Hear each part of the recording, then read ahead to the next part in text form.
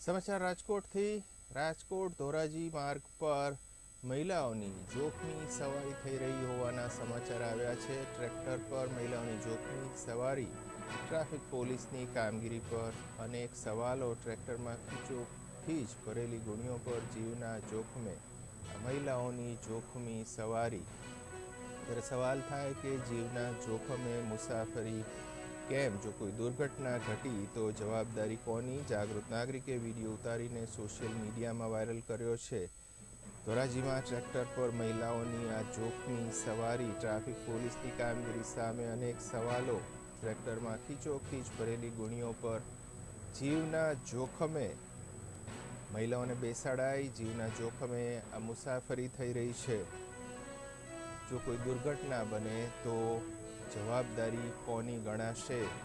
આપ દ્રશ્ય જોઈ રહ્યા છો। જાગૃત નાગરિકે વિડીયો બનાવીને સોશિયલ મીડિયામાં વાયરલ કર્યો છે। ટ્રેક્ટરમાં ખીચોખીચ ભરેલી ગુણીઓ પર જીવના જોખમે મહિલાઓ બેસાડીને જઈ રહી છે। જો દુર્ઘટના બને તો પછી જવાબદારી કોની? સાથોસાથ પોલીસની કામગીરી પર પણ સવાલ ઊભા થઈ રહ્યા છે। ધોરાજીમાં ટ્રેક્ટર પર મહિલાઓની આ જોખમી સવારી।